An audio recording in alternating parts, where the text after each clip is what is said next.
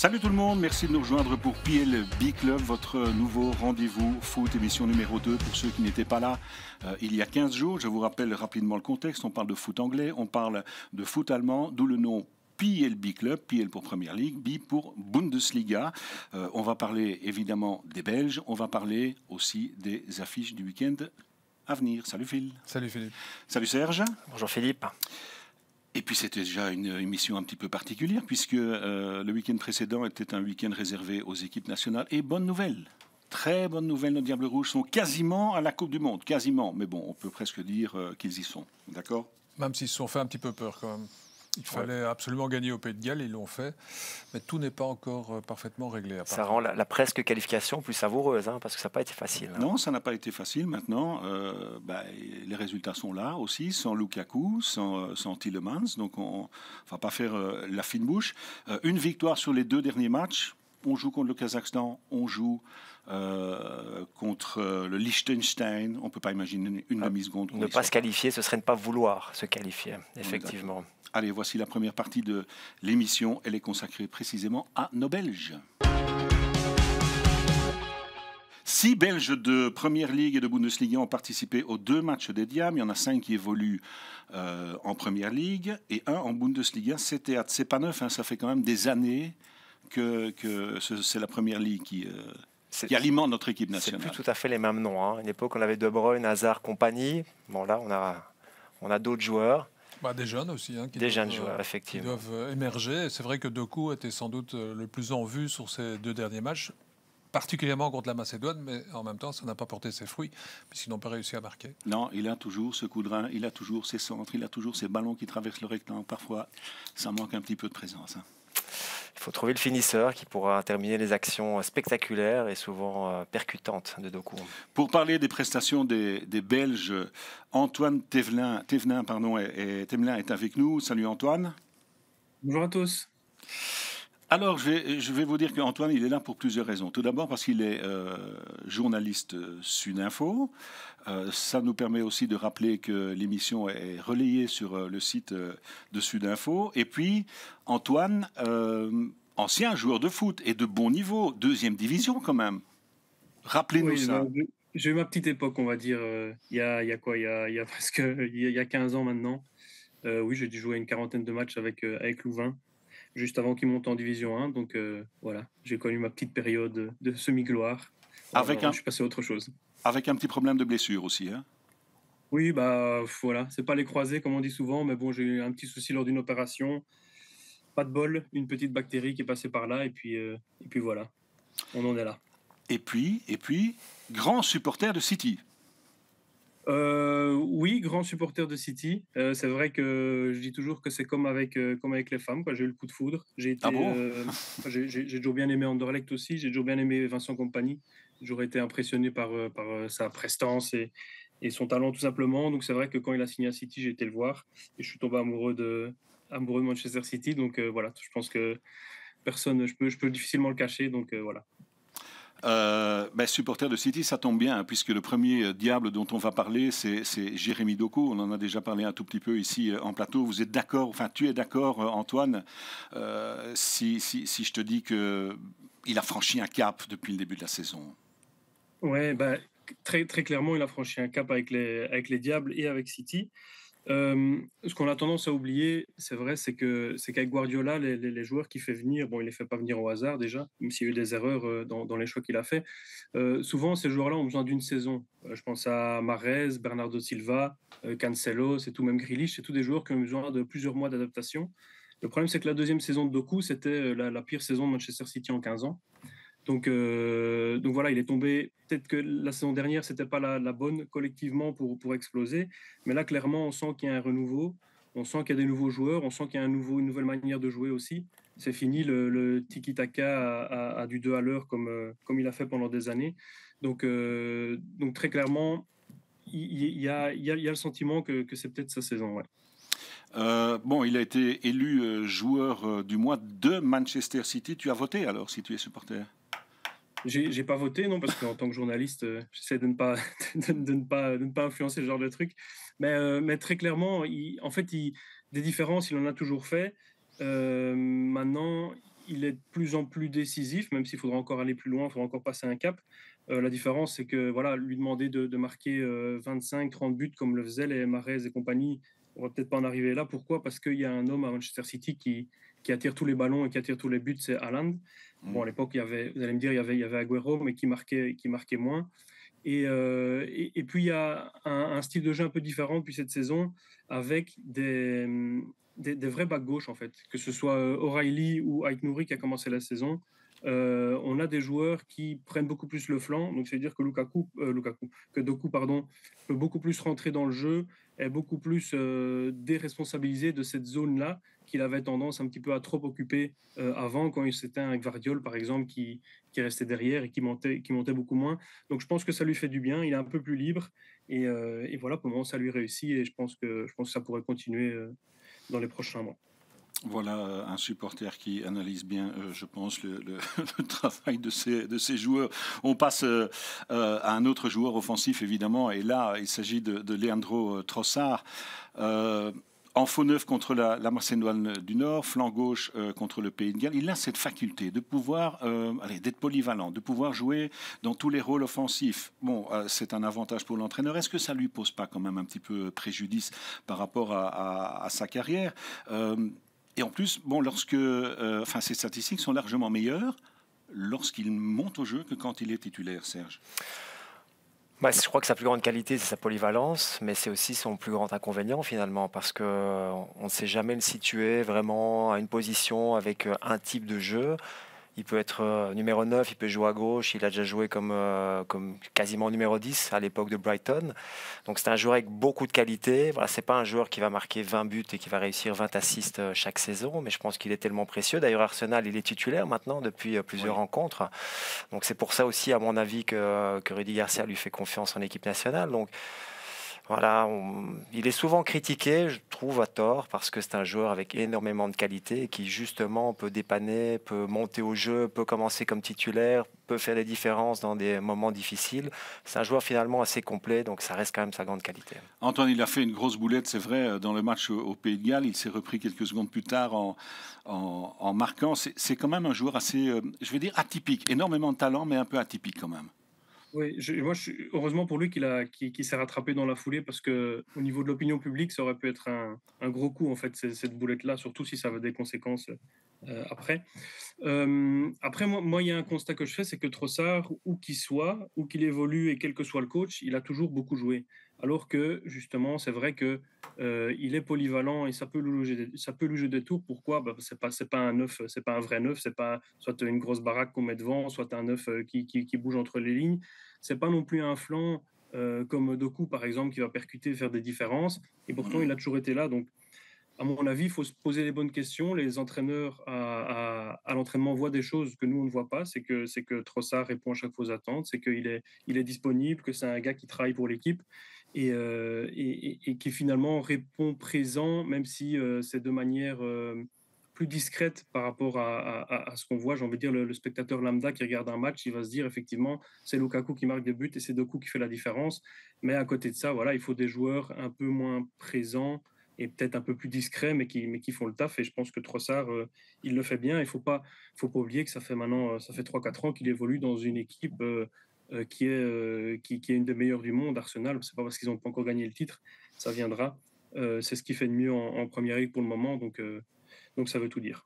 Une des valeurs sûres, évidemment, tu as raison, de notre équipe nationale. On l'a dit, 2 absents le week-end dernier chez les Diables, Lukaku et Tielemans. Par contre, Onana a fait son retour, monté au jeu contre la Macédoine, titulaire contre le Pays de Galles.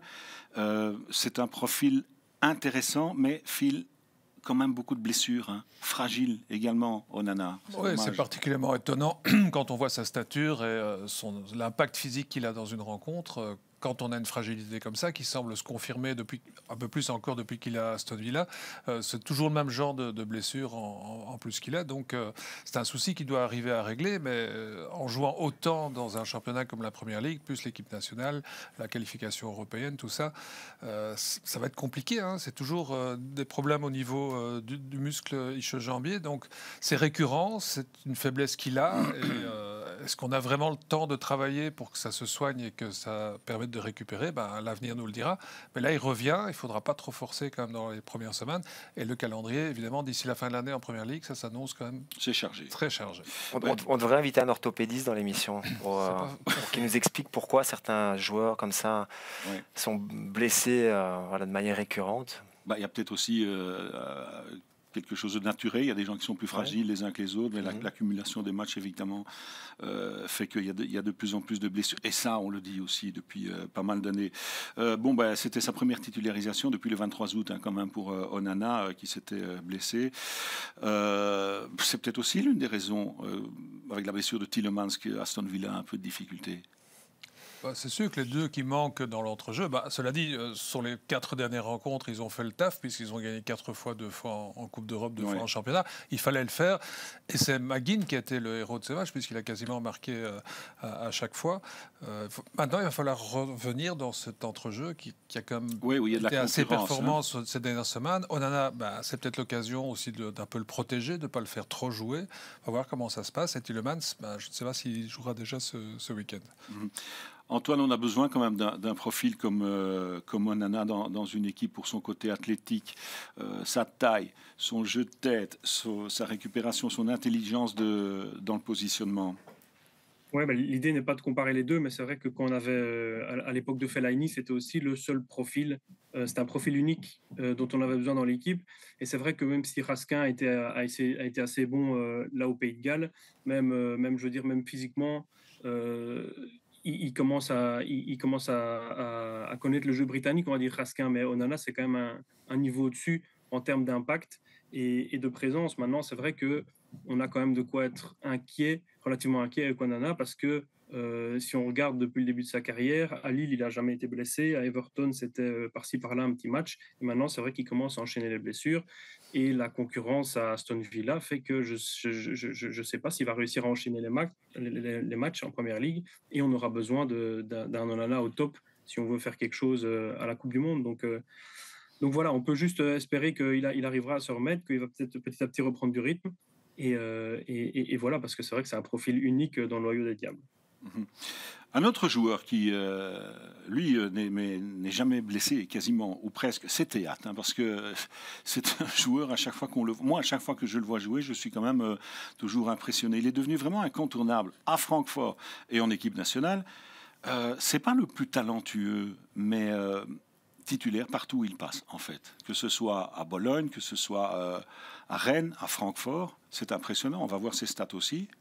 Une de ses premières qualités qu'on soulignait à Rennes, c'était sa constance, le fait qu'on pouvait toujours compter sur lui en toutes circonstances, et le fait qu'il joue 100% de temps de jeu dans une équipe comme Francfort, qui est quand même un peu plus que le subtop maintenant, ça montre aussi qu'on a confiance en lui. Parce qu'en Allemagne, si vous n'êtes pas quelqu'un de sûr, vous ne jouez pas à cette position-là particulièrement. Maintenant, son problème peut-être, c'est de savoir exactement où le faire jouer. Parce qu'il a aussi des changements de position. Il a une polyvalence qui peut aussi, dans certains cas, le desservir. Je pense notamment en équipe nationale où à certains moments, ça a posé problème.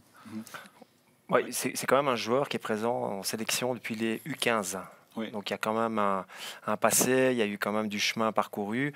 Défenseur central gaucher, voilà, on sait que c'est pas toujours évident de trouver des défenseurs centraux de qualité gauchers. Donc je pense qu'il a vraiment tout pour s'installer en défense centrale et s'y imposer, être évidemment un incontournable de cette équipe. Il est sorti à quelques minutes de la fin contre le Pays de Galles, peut-être légèrement blessé, mais on l'a vu sur l'infographie. Sinon, c'est 100% de temps de jeu avec Francfort. Et notre équipe nationale, Antoine, toi qui étais défenseur central, il est impressionnant. Comment tu l'as trouvé lors des 2 matchs de Diable? Moi, je dirais imperturbable. En fait, Théâtre, c'est vrai que c'est bien qu'il enchaîne, c'est très bien qu'il enchaîne. Et comme on sait que la défense centrale, c'est quand même un des points à travailler de notre équipe nationale, c'est bien de se dire qu'aussi que c'est bon de savoir qu'on a un joueur qui est fiable, qui est titulaire, qui joue, qui aura de rythme en permanence. Donc ça, je pense que pour Rudy Garcia, c'est important. C'est un gars, effectivement, qui est polyvalent, qui peut éventuellement jouer à gauche. Maintenant, c'est clair que c'est pas le plus talentueux. Il faut se méfier aussi. C'est vrai qu'il enchaîne, mais Francfort prend beaucoup de buts depuis le début de la saison. C'est vrai. Ils en ont pris 5 à Madrid. Ils en ont pris, je crois qu'ils en avaient pris quelques-uns contre Gladbach en 4. mi-temps aussi. Enfin bref, donc c'est une équipe qui prend beaucoup de buts. C'est le foot allemand en fait, hein. Donc voilà, et c'est clair qu'il y a encore, c'est pas l'assurance touriste, c'est pas le joueur comme on a eu des Vermaelen, compagnie Van Buiten pendant des années, mais c'est clair que c'est bon de savoir qu'on a un soldat qui répondra présent. Ce qui serait l'idéal, c'est de lui trouver un taulier à côté de lui. Et on sait que s'il a un taulier, moi, si je peux parler un peu de mon expérience, c'est vrai que moi, quand j'ai débuté, quand j'ai commencé un petit peu à enchaîner les matchs, j'avais à chaque fois à côté de moi un patron, et ça me rassurait en fait. Et forcément, mes performances, alors que j'étais un joueur peut-être un peu plus petit, un peu plus discret, mes performances n'étaient que meilleures à ce moment-là quand j'avais quelqu'un d'expérimenté et vraiment un bonhomme à côté de moi. Donc, si on s'est trouvé ce défenseur-là pour l'accompagner, ça sera top. Oui, parce que de Bast, il est jeune aussi. Hein. Donc c'est vrai, comme il le dit, Antoine, être encadré, a fortiori dans un rôle pareil au niveau défensif, c'est vrai que c'est important. Un autre joueur de Francfort, mais là on est dans un tout autre contexte, c'est Batshuayi. Lui c'est l'inverse de Théâtre. Il ne joue quasiment jamais à Francfort ou en équipe nationale, même s'il est sélectionné. On va regarder ses stats aussi qui sont assez faméliques parce que depuis le début de la saison, regardez, il n'a joué que 63 minutes, toutes compétitions confondues.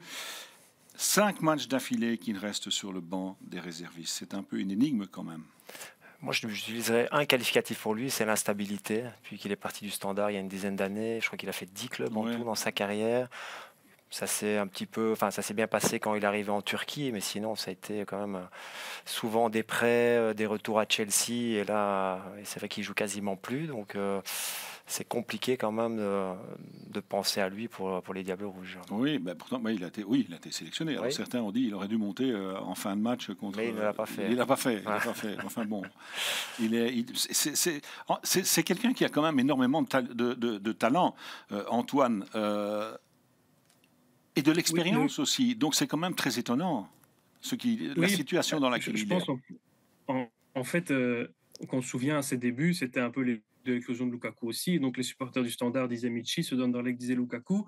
Et la meilleure preuve qu'il y en a un qui a réussi au très haut niveau et que l'autre a moins bien réussi, c'est qu'aujourd'hui, il y a plus photo. Et même les supporters du Standard, je pense, sont unanimes pour dire que la carrière de Lukaku est brillante et que celle de Michi n'a pas répondu aux attentes. Et moi, si je devais qualifier aujourd'hui sa fin de carrière, même parce qu'il a 32 ans, ce serait presque indifférence. Parce qu'en fait, c'est vrai qu'on découvre chaque été qu'il va tester un nouveau club, un nouveau pays. Parfois, il joue un petit peu, parfois pas du tout. Et j'ai l'impression qu'en fait, même lui, peut-être un peu a abandonné le combat et il est conscient qu'il ne rejouera plus jamais, peut-être pas au haut niveau, mais même au semi-haut niveau, on peut dire.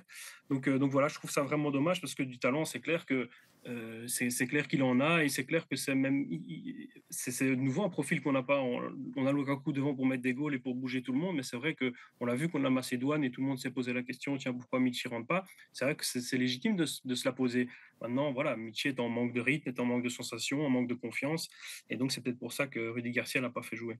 Bon, on pourrait parler encore d'autres diables, hein, bien sûr. On pourrait parler de Kuiper, qui lui aussi est en pleine progression, mais on en a parlé la semaine dernière. On peut parler de Castagne aussi, qui a fait une bonne montée et qui a donné un bel assist aussi face au Pays de Galles. Bon, on aura l'occasion, évidemment, tout au long de la saison de reparler de ces gars-là.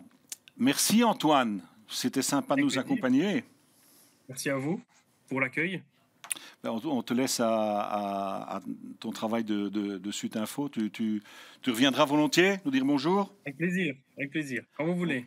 Ok, ça va, c'est pas tombé dans l'oreille d'un sourd, tu reviens quand tu veux. Et on passe maintenant à notre deuxième partie de l'émission. Elle va concerner les affiches du week-end.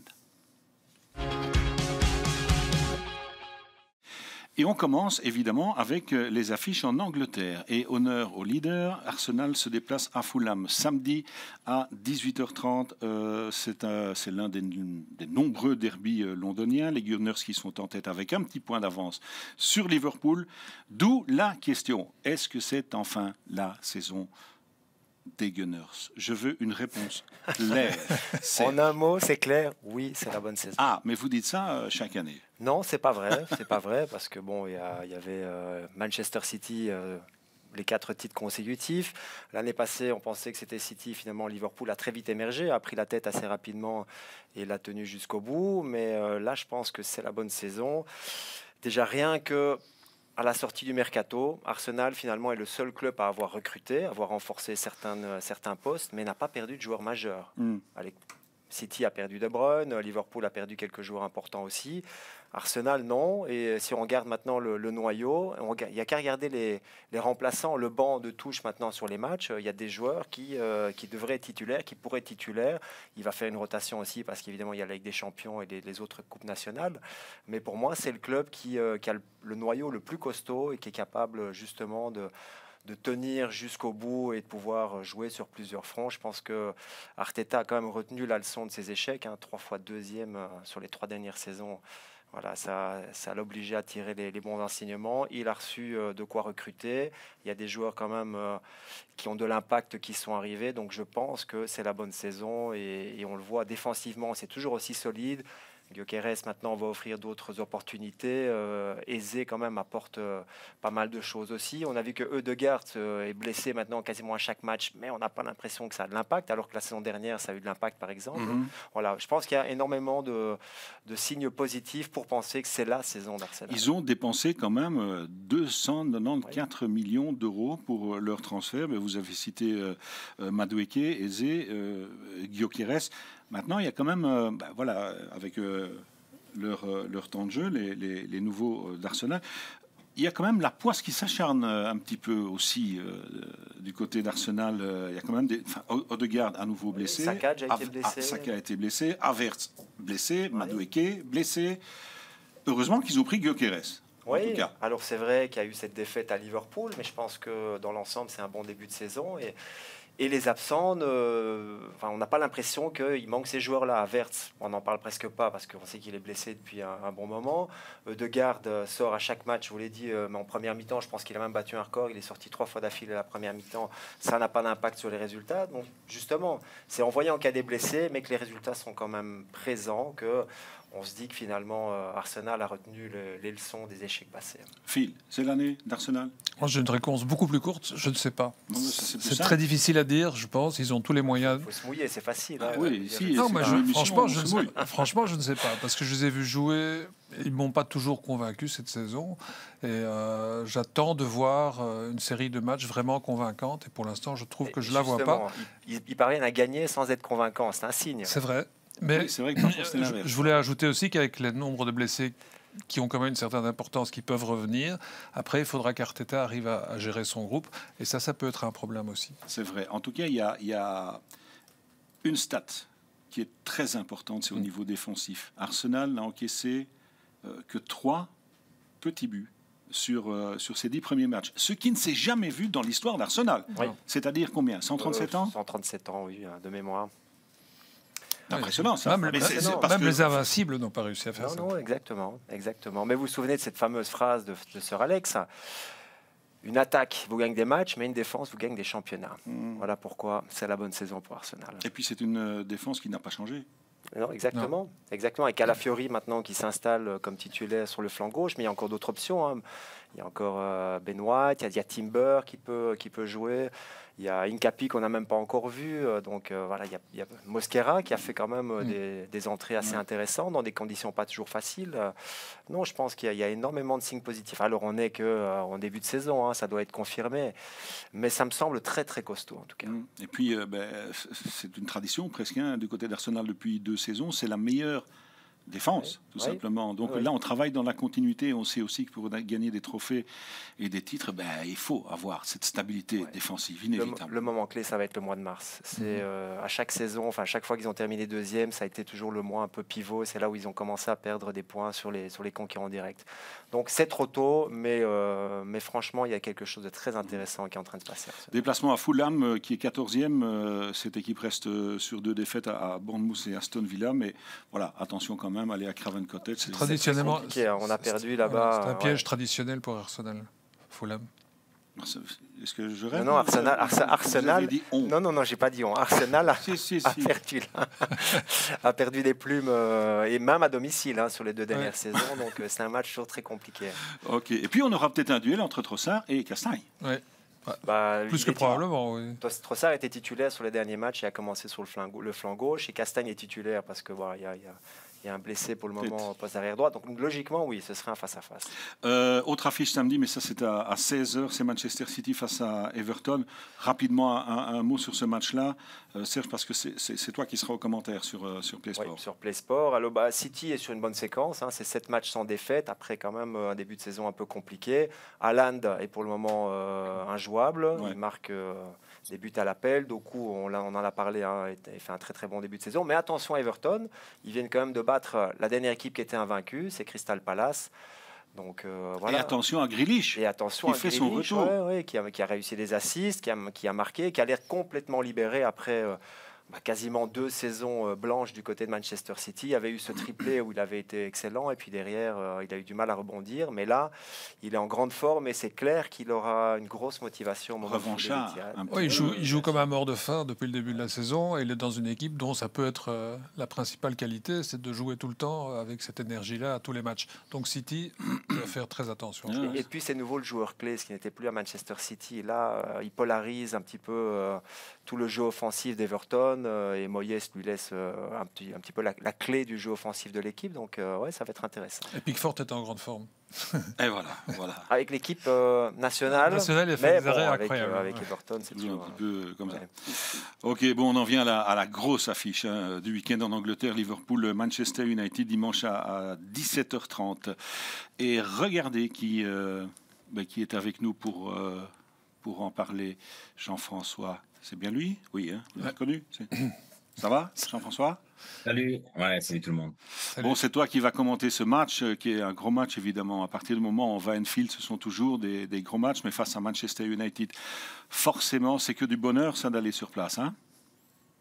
Ouais, absolument. D'abord, Anfield va retrouver son stade après 3 défaites à l'extérieur, donc ça c'est important pour eux. Moi, je suis ravi chaque fois que je me déplace évidemment là-bas. C'est un plaisir. C'est le match du week-end. C'est le match du week-end parce qu'on attend tout autant de savoir ce qui va se passer avec Liverpool qu'avec Manchester United. Les 2 clubs sont pour l'instant très médiatisés. On en parle énormément dans la presse anglaise et donc des questions très différentes par rapport à Liverpool et Manchester, mais un point commun quand même, c'est que dans la stratégie du club, ils veulent exister pour jouer le top. Et pour l'instant, en tout cas, ça fonctionne pour Liverpool. Vous connaissez l'histoire, mais il reste sur 3 défaites. Attention. Et pour Manchester United, c'est du courant alternatif. C'est-à-dire en déplacement, c'est pas bon. À domicile, ça va. La question qu'on se pose, faut-il s'inquiéter, Jean-François, pour les Reds, après ces 3 défaites? C'est vrai que ce sont des défaites, mais à l'extérieur, dans des déplacements qui n'étaient pas faciles. Il faut s'inquiéter ou pas? Je suppose qu'un supporter de Liverpool s'inquiète quand même un petit peu. J'ai le sentiment que ça faisait longtemps quand même qu'il n'y a pas concédé comme ça 3 défaites. Alors 2 en championnat bien évidemment et une en Ligue des Champions. Mais oui, non, il faut ce match à domicile, en tout cas, sera ça, pour cette raison-là, en tout cas, très important. Parce que si jamais il devait maintenant perdre éventuellement encore ici face à Man U, là, il faudrait vraiment s'inquiéter. Donc, j'ai envie de dire que c'est un match un peu charnière pour les supporters, sans doute. Et puis, on va voir aussi, vous connaissez toute l'histoire, on en a assez parlé, que ce soit dans cette émission ou ailleurs, mais c'est l'après Jürgen Klopp et maintenant, j'ai envie de dire que Arne Slot, il est face à ses responsabilités et qu'il va devoir prendre les bonnes décisions. J'ai vu apparaître un tableau là, des différents joueurs et notamment l'histoire de latéraux, parce que c'est un vrai problème du côté de Liverpool pour le moment. Donc voilà, et puis sur le temps de jeu, Liverpool a dépensé pas mal d'argent, mais sur le temps de jeu, Wirtz pour l'instant ça fonctionne pas terrible. Ekitike, ok, mais il est en concurrence avec Isak. Frimpong qu'on attendait sur le flanc droit, pour l'instant c'est un petit peu le joueur qui tarde à s'installer ou en tout cas à démontrer ou remontrer toutes ses qualités là sur le côté droit. Donc je pense quand même que c'est une équipe qui, alors catastrophe pas encore, mais qui doute peut-être un petit peu plus qu'elle ne doutait il y a un mois. Bon, on a vu tous les transferts, là, ils n'ont pas été de main morte quand même, les Reds. Alors, est-ce que c'est pas ça, peut-être? Un des problèmes, c'est d'avoir un noyau qui a énormément changé. Enfin, en tout cas, où il y a beaucoup de joueurs qui sont arrivés, alors que Slot, quand il est arrivé, il a repris le noyau de Klopp. Ouais, il a ajouté certaines choses. Il y a eu deux arrivées, mais là, il y a quand même vraiment du changement. Donc, il faut retrouver de l'équilibre. Il y a même eu un titre dans la BBC, je pense. On dit, est-ce que la deuxième année, finalement, est l'année d'adaptation pour Slot? Parce que justement, on a tellement changé et on a fait venir... Vous avez vu les montants pour certains transferts. Chris Isaac, je dis chaque fois Chris Isaac. Isaac qui arrive à la fin, comme ça, pour 135 millions quand même. Donc c'est quelqu'un qu'on est obligé de faire jouer. Et est-ce qu'il peut mettre en place directement ce qu'il avait prévu de faire pendant cet été? Apparemment pas, parce qu'il change beaucoup et ça ne fonctionne pas. Est-ce que c'est pas normal? Parce que là, en fait, Liverpool a anticipé la fin de cycle. Il a commencé à renouveler complètement l'équipe avec des changements importants. Donc c'est un choix finalement à moyen terme. Il ne faut pas s'attendre non plus à ce que tous ces joueurs viennent et s'installent et soient efficaces et permettent à Liverpool d'enchaîner comme ça sur un titre facile. Non, ça va être compliqué, ça va prendre du temps. Oui. Voilà, je pense que c'est tout à fait logique. Donc s'inquiéter, oui, pour les résultats actuels, mais je suppose qu'à moyen terme, il y a quand même des choses qui vont s'installer. Mais quand on voit tous les transferts et les montants dépensés, forcément, il y a de l'attente. Oui, je pense que c'est surtout Wirtz qui cristallise un petit peu, mais il ne faut pas oublier qu'il n'y avait pas de numéro 10, enfin pas de joueur de type Wirtz sur les dernières saisons. Donc là, il faut quasiment changer le système, en tout cas introduire un nouvel élément, changer un petit peu la manière de jouer. Donc c'est pas facile à faire. Et effectivement, en plus, Slot, c'est maintenant en fait que le travail de Slot commence vraiment. L'année passée, il a fait la continuité de ce qu'avait laissé Klopp.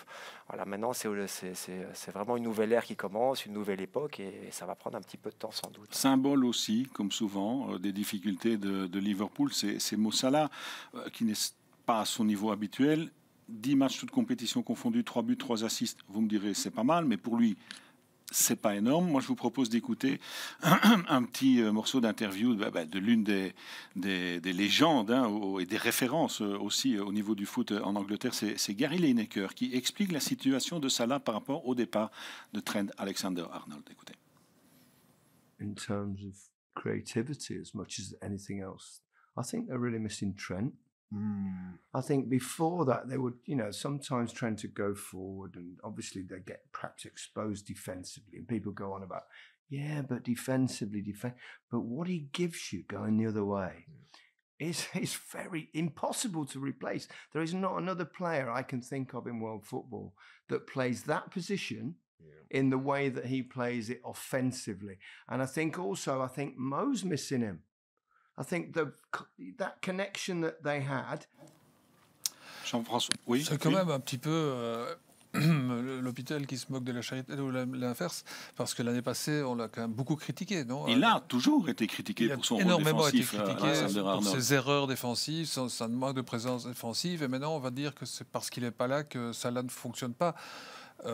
Moi, je soulignerais plutôt le changement de rôle d'un joueur comme Szoboszlai, par exemple, qui a fait une énorme saison dans l'entrejeu la saison dernière, qui là est utilisé à plusieurs postes. Et on a l'impression, c'est vrai qu'il a marqué ce coup franc contre Arsenal. Tu t'en souviens, Serge, j'imagine. Mais voilà, ça c'est un peu l'arbre qui cache la forêt. Il y a trop de changements dans l'équipe pour l'instant, et ça ne tourne pas comme ça tournait. L'année passée, tout paraissait évident. Les 3 premiers matchs, ils ont un peu tourné comme ça, et puis pouf, on a retrouvé Mo Salah qui marquait, qui donnait des assists, qui faisait tout. Cette année, c'est pas du tout ça. Moi, je dirais presque le contraire de Lineker. Il a besoin, Salah, c'est pas vraiment le joueur offensif qui défend le plus, donc il a besoin justement de quelqu'un derrière qui défend bien. Non, mais c'est Lineker quand même. Oui, après, voilà. C'est un point de vue d'attaquant. Mais parfois, Lineker a tort aussi. Ah oui, je dis pas qu'il a tort ou il a raison, mais c'est juste une question de point de vue finalement. C'est difficile d'avoir une réponse scientifique, on va dire, par rapport à ça. Notre Lineker à nous, Jean-François. Ah oui. Ton avis sur la question? Pour ce coup-là, moi je donne raison à Philippe. Quand l'année passée, c'est vrai qu'on a beaucoup critiqué Trent Alexander-Arnold. Quand je dis on, nous et de temps en temps, mais la presse anglaise surtout. Et donc, non, je pense qu'on peut pointer sans doute alors les transferts, l'année de transition, etc. Frimpong était là aussi pour apporter, c'est un attaquant, enfin c'est un joueur de flanc, mais assez offensif. Et c'est son début de saison qui ne cadre pas nécessairement avec les attentes. Donc, il faut être un petit peu patient, voir ce qui va se passer. Mais à la fois, c'est juste. Lineker a raison de pointer ce fait-là, son apport offensif. Mais combien de fois on n'a pas analysé Liverpool l'année dernière en disant qu'il laissait des espaces incroyables aussi dans son dos. Donc, il faut savoir. Là, je trouve que Phil a raison. Ok. Et honnêtement, le problème de Liverpool actuellement, c'est pas Mo Salah, hein, c'est l'équilibre défensif. C'est une équipe qui prend beaucoup plus de buts que la saison dernière, qui fait moins de clean sheets, qui a beaucoup plus de mal à défendre. Et tu l'avais souligné plusieurs fois, qui se sauvait lors des 7 victoires, quasiment chaque fois dans les arrêts de jeu. Oui, ce qui n'est plus le cas en Ligue maintenant, des c'est Champions l'inverse. et en championnat. Donc à un moment, on doit se dire, ça ne va pas continuer comme ça jusqu'au bout, forcément. Donc c'est qu'il y avait déjà un problème. Et ils s'en sortaient parce qu'il y avait cette niaque de Liverpool qui leur est propre aussi. Mais je me souviens du match contre l'Atlético Madrid en Ligue des Champions. À deuxième mi-temps, ils sont largement dominés. Ils ne méritent pas de gagner ce match-là. On parlait de la défense et notamment du poste d'arrière latéral droit depuis le départ de Trent Alexander-Arnold. Voilà les joueurs et leurs prestations, les joueurs qui jouent à l'arrière droit. C'est qui quand même... Bon, Bradley, ok, oui. Jeune, mais qui a déjà un petit peu d'expérience, et puis Frimpong, et puis Szoboszlai, effectivement. Oui, mais si vous mettez Szoboszlai à droite, vous êtes d'accord pour dire qu'inévitablement vous le perdez dans l'entrejeu, et c'est une grosse perte, notamment par rapport à ce qu'il a fait la saison passée. Oui, c'était une solution pour faire jouer Wirtz, mais ça a affaibli quand même l'équipe. Ça a perturbé aussi un joueur comme McAllister, qu'on voit beaucoup moins cette saison efficace comme il était. Szoboszlai et McAllister, la saison dernière dans l'entrejeu, c'était quand même pas facile avec Gravenberch, c'était pas facile à digérer. Et là, ce milieu de terrain a comme explosé. Moi, franchement, je comprends pas. Oui, c'est vrai. Il faut essayer de garder de la continuité, même si on transfère pas mal de joueurs. Attention, quand même, du côté de Liverpool, Gravenberch incertain, Konaté incertain, Alisson blessé, dans une équipe qui doute peut-être un petit peu. Oui, mais c'est Anfield aussi. Hein, donc il faut voir un petit peu. Mais on est toujours dans la culture de l'immédiat en football. Je pense qu'il faut laisser aussi un peu de temps à cette équipe de Liverpool de trouver ses marques. Hein. Et ils peuvent commencer ce match en étant à la 5e position. Si Tottenham, Manchester City, Bournemouth ou Crystal Palace, qui jouent l'un contre l'autre, gagnent, ils seront 5e avant de commencer le match. Ça augmentera encore la pression sur eux. Oui, effectivement, vu qu'ils jouent dimanche à 17h30, donc après tous les autres. Bon, équipe un petit peu en souffrance Liverpool, mais que dire de Manchester United? Ça, on le dit depuis tant et tant de mois, même si ils se sont imposés face à Sunderland. Donc United qui se déplace à Anfield dimanche. United 8e. Et alors, une stat que tu nous as mis sous le nez et qui est évidemment intéressante, enfin ça dépend pour qui, pas pour Amorim. C'est une stat qui concerne donc les victoires d'Amorim en Premier League, Serge. Donc 34 matchs de Première Ligue, ça fait maintenant quasiment un an qu'il est là, 10 victoires seulement, dont 5 contre des promus. Et on se souvient que l'année passée, les promus étaient assez catastrophiques parce qu'ils sont tous descendus avec très peu de points. Donc effectivement, ça fait plus que réfléchir sur les résultats de Manchester United depuis qu'Amorim est là. Oui, on rappelle aussi que c'est le pire bilan depuis l'arrivée de Sir Alex. On a parlé beaucoup, on en a depuis des mois, on parle beaucoup des difficultés de Manchester United. Jean-François, en coulisses, Jim Ratcliffe, l'un des propriétaires du club, a déclaré qu'il faudrait 3 ans pour que Amorim puisse relever le challenge du côté de Manchester United. C'est beaucoup, 3 ans. Tu as lu ça aussi ? Oui, je l'ai lu. Je ne sais pas s'il voulait dire par là qu'il va le garder pendant 3 ans. Non, moi je pense parce que on en a un petit peu discuté il y a 2-3 jours ensemble. Moi, je pense que c'est aussi une manière de mettre le vestiaire devant ses responsabilités en disant, attendez, il ne va pas partir, il va rester. Alors, combien de temps? 3 ans, je ne sais pas, parce que 3 ans, ça devient très long pour un entraîneur. Enfin bon, mais je pense que c'est surtout de dire à tout le monde, non, il ne va pas partir, il va rester malgré les résultats. Et les joueurs, maintenant, sont face à un entraîneur qui va rester. Et c'est souvent très différent à l'intérieur d'un vestiaire quand on sait que l'entraîneur reste ou si l'entraîneur est fragilisé. Donc, je pense que c'était une tentative, en tout cas pour Ratcliffe, de dire vous allez devoir travailler avec cet entraîneur-là. On va le faire sur le moyen terme, le long terme. Et donc, je pense que c'était la seule information qu'il voulait faire passer pour cette équipe qui est quand même très instable et notamment en déplacement depuis le début de la saison. Ouais. Moi, je pense que c'est ridicule de dire ce genre de choses. Dans le football d'aujourd'hui, il le sait en plus. Manchester United, c'est quoi, 15e la saison dernière, 10e, pas de Coupe d'Europe, et dire que on va peut-être à 33 ans, ils vont attendre quoi, qu'ils seront un championship. Peut-être qu'il a voulu dire qu'il lui faudrait 3 ans pour devenir un bon entraîneur, mais pas forcément chez lui. C'est un peu ambigu ce qu'il a dit. Mais bon, je pense que c'est pas ça. En tout cas, Amorim, pour se défendre, je ne sais pas si vous avez entendu, il s'en prend maintenant aux consultants qui sont très puissants, notamment ceux de Sky Sports, qui disent voilà, si mes joueurs sont mécontents pour le moment, c'est parce que les consultants n'arrêtent pas de dire que c'est pas le bon système. Vous savez, ils jouent en 3-4-3 et qu'on en parle depuis des mois, donc ça commence à devenir inquiétant pour Amorim si lui commence même à s'en prendre finalement à des consultants. On sait aussi d'expérience que quand les entraîneurs ou même parfois des joueurs ou des dirigeants se mettent à dire des choses pareilles, ça veut dire que ça ne va pas du tout et que ce n'est pas uniquement les résultats sur le terrain, ça ne va pas à l'intérieur du club parce qu'ils sont critiqués de partout. Si vous écoutez la presse anglaise, si vous lisez la presse anglaise, qu'est-ce que vous voulez qu'ils disent? C'est la même chose que nous, sauf qu'ils sont beaucoup plus virulents et donc ils sont maintenant... c'est le château fortifié qui se défend contre les agresseurs de toutes parts. Et donc, la responsabilité, c'est plus eux, c'est les autres. Et ça, c'est très, très mauvais signe, je pense. Effectivement, c'est souvent comme ça que ça fonctionne quand ça va mal. Bon, il y a un Belge quand même dans cette équipe de Manchester United, et pas à n'importe quel poste, au poste de gardien de but. C'est Senne Lammens qui a joué son premier match contre Sunderland il y a 15 jours. Résultat, clean sheet. Oui. C'est pas mal. Je vous propose d'abord d'écouter, tout simplement. On l'a tout de suite comparé à Schmeichel. Oui, ça, ce sont les supporters. Il y a eu des chants. Hein. Are you Schmeichel in disguise? Oui. Un Schmeichel déguisé. Oui, c'est amusant. Bon, voilà, mais heureusement. Mais il a le public déjà avec lui. Enfin, il a joué qu'un petit match. Écoutez quand même ce que dit Amorim de Senne Lammens. C'était juste après le match face à Sunderland.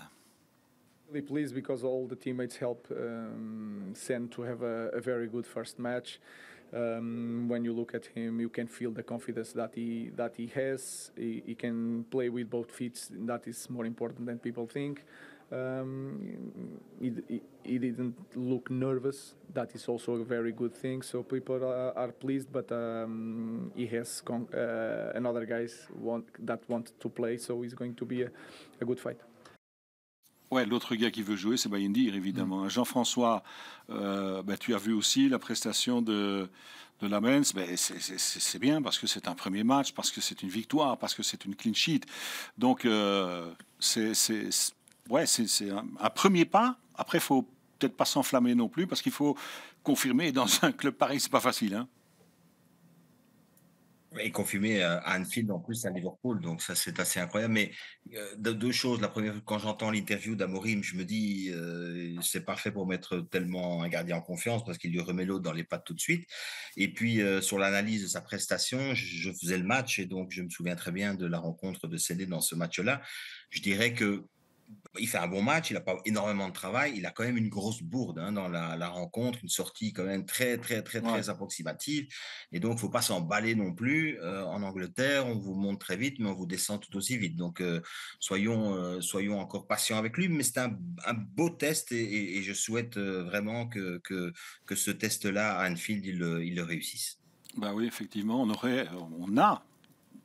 verra sur le long terme, mais quand même 2 gardiens en Première Ligue avec Sels. On aura l'occasion aussi de parler de Sels qui n'a plus une clean sheet avec Nottingham Forest depuis... non, avec Postecoglou, nuance. Oui, avec Postecoglou, mais bon, depuis le début de la saison, même avant, il ne va pas. Mais bon, voilà, on parlera de ça lors d'une prochaine émission. Merci, Jean-François. On t'écoutera avec beaucoup de plaisir dimanche, du côté de Anfield.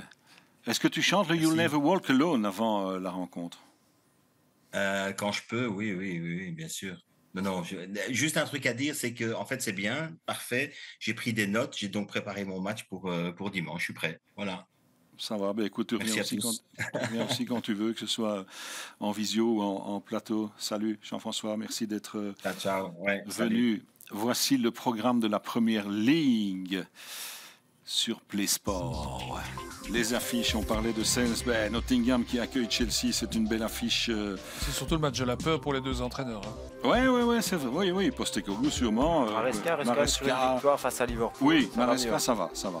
City, Everton, on en a parlé. Brighton face à Newcastle, Fulham, Arsenal, on en a parlé aussi. Ça, c'est samedi, dimanche. Tottenham, Aston Villa, ça vaut le détour également. Liverpool, Manchester United, la grosse affiche qu'on vivra donc. Oui. Et un mot, sur les 2 dernières saisons, United a quand même été chaque fois partagé à Anfield, 2-2 la saison dernière, 0-0 il y a 2 ans. Oui, c'est vrai, effectivement. Entre les deux, c'est quand même toujours toujours. Ça reste un match une rencontre. particulier. Ça reste une rencontre spéciale, effectivement. En Allemagne, il y a une affiche, évidemment, qui éclipse toutes les autres. Bayern-Dortmund est la question, forcément, qu'on se pose depuis le début de la saison, semaine après semaine. Qui pour inquiéter le Bayern? Est-ce que Dortmund peut inquiéter le Bayern? Ça semble l'équipe la plus à même de le faire vu le début de saison, même si ce n'est pas non plus aussi rocambolesque que les Bavarois. Ils peuvent peut-être profiter de l'époque de l'Oktoberfest pour aller descendre dans le sud et faire un petit coucou pour relancer le championnat. C'est peut-être l'occasion. Je ne suis pas sûr que les joueurs du Bayern boivent tant de bière que ça, mais bon, c'est quand même leur sponsor principal aussi, qui est le gros sponsor de la... Oui, mais ce sont des problèmes, ils n'en boivent pas beaucoup, mais elles sont comme ça. Non, je sais. Mais jamais avant les matchs. Non, jamais. Normalement. Non, je pense, effectivement. Ils sont Dortmund deuxième à 4 points. Oui, oui. Ils vont peut-être les chatouiller un petit peu, mais on voit mal comment ce Bayern-là pourrait être plus embêté. Oui. Il y a Leipzig, il y a Leverkusen, éventuellement Stuttgart, mais toutes ces équipes sont quand même distancées quand même déjà. Hein. Et puis on voit le goal average du Bayern sur les 6 premiers matchs, 25 buts marqués, 3 encaissés. Dernier week-end, c'est-à-dire il y a 2 semaines, c'était à Francfort, si je me souviens bien, à l'Eintracht. Oui. On disait que ça pouvait les ennuyer. Ils ont marqué après 17 secondes. C'était déjà 0-1 après 17 secondes. Avec un Harry Kane qui... Oui, là, en plus, c'était Luis Diaz qui quand même en plus, apporté un petit peu plus de possibilités offensives. Et puis un Harry Kane qui marque comme il respire pour le moment. Ouais. Bon, du côté de Dortmund, on a pas mal parlé de blessures déjà dans cette émission, et là on est quand même un petit peu triste pour lui. Julien Duranville, c'est un grand talent. Il accumule les blessures, c'est terriblement dommage. D'abord pour lui, pour Dortmund et pour notre équipe nationale aussi. Vous voyez une liste comme ça qui commence en la saison 2022-23 et il a seulement 19 ans. Donc c'est quand même énorme d'avoir autant de blessures aussi jeunes. Et encore une fois, ce sont toujours des blessures du même type. La dernière étant différente puisque c'est une rupture de l'attache entre l'omoplate et la clavicule. Oui. Mais du coup, ça lui fait 3 mois ou plus d'absence. Attention, les blessures à l'épaule, c'est pas... Non, bien sûr. Il y a tellement de chocs en football. Il faut prendre ça très au sérieux. S'il a déjà une faiblesse musculaire, il va devoir faire la réhabilitation à cause de ça. Ça risque encore de peser sur... c'est la même chose un peu que... Je disais pour Onana, quand on voit un joueur qui a des blessures récurrentes, mais en plus il est aussi jeune, il faut du temps. On a déjà perdu des grands talents comme ça, le petit Moussonda. Oui. Après, il y a parfois les blessures, il y a parfois l'esprit, la mentalité aussi, mais c'est vrai que c'est un âge où... Messi, à ses débuts, il se blessait énormément. Et on s'est rendu compte que c'était un problème alimentaire. On a changé son alimentation, qu'il avait 16 ans, je pense.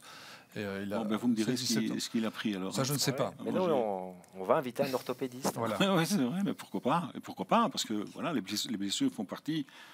c'est quand même particulier pour un joueur aussi jeune, c'est vrai. Et qui est absent quasiment saison après saison. Depuis presque 3 ans, c'est-à-dire donc depuis son arrivée à Dortmund, depuis presque 3 ans, il a participé à 27 matchs. Donc là, à un moment donné, il faut vraiment que les choses évoluent et qu'il puisse repartir, si je peux m'exprimer ainsi, d'un bon pied. Bon, mais il y a des bons joueurs quand même à Dortmund. Moi, j'ai noté Guirassy, Adeyemi, Sabitzer, il y a Brandt. Est-ce qu'il n'y a pas un petit traumatisme quand même qui date toujours de cette fameuse saison 2023 où lors de la dernière journée, ils ont été rejoints par le Bayern qui finalement a été champion à la différence de but. Oui, sans doute. Après, on peut inviter un psychologue aussi. Oui, mais la saison est longue, il y a de la place.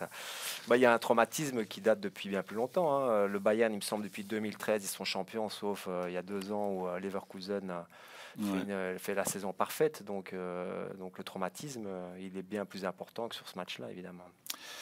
Et puis... pour terminer l'émission, du côté du Bayern, on a souvent dit déjà que Kompany avait été encensé par tout le monde, par la direction, etc. Regardez aussi, et on va terminer avec ça, sur cette réflexion de Manuel Neuer. C'est pas n'importe qui, Manuel Neuer, qui dit le Bayern de Kompany est l'un des meilleurs Bayern avec lequel j'ai joué. Et Dieu sait s'il en a connu des entraîneurs au Bayern, et non des moindres. Tout lui réussit à accompagner. C'est vrai qu'on n'y croyait pas trop quand on a entendu parler de ce transfert qui paraissait un peu surprenant à l'époque, mais le moins qu'on puisse dire, c'est qu'il a tout réussi. Mais je répète ce que j'ai dit il y a 15 jours, une semaine, c'est que c'est sur la Ligue des Champions qu'on le jugera, pas sur la Bundesliga. Il y a Harry Kane aussi qui a déclaré tout récemment « J'ai pris une autre dimension ». sous Vincent Kompany. C'est parce qu'il a enfin gagné un titre. Vous imaginez un joueur pareil qui a marqué. Mais il marque encore plus. Oui, qui marque encore plus. Là, il est libéré. Il a dû attendre d'avoir plus de 30 ans pour gagner enfin un titre. Ouais. Là, je pense que ça va être difficile de l'arrêter, effectivement. Ouais. Et puis, il a encore 10 ans de bon. Hein. Regardez Ronaldo. Il a encore marqué 2 fois. Il a battu le record de buts marqués dans les phases qualificatives à 40 ans. C'est pas mal quand même. Joueur, oui, Ronaldo incroyable. Et Kane aussi, qui est un attaquant quand même. Hors norme. On termine l'émission avec le programme des rencontres de Bundesliga sur Play Sport. Union Berlin, Gladbach est quand même en grande difficulté dans le bas du tableau. Bayern Dortmund, on en a parlé. Fribourg, Francfort, c'est intéressant avec 2 équipes un petit peu du subtop. Saint-Pauli, Hoffenheim.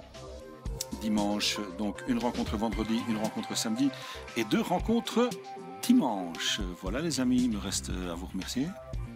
Merci à vous. Première en plateau de PLB Club, ça change beaucoup par rapport à PL Club Non, sauf que je suis de l'autre côté de la table. C'est ça, c'est ce que je voulais vous entendre dire. Avant, vous étiez là. Maintenant, on changera de temps en temps. Tu vois pas la même télévision, c'est ça si vous le souhaitez. Merci Serge. Une autre perspective, mais c'est très exact. Merci Phil. Merci à vous de nous avoir suivis. Rendez-vous évidemment mercredi prochain. Passez une belle fin de semaine et déjà un très beau week-end foot. Bye bye.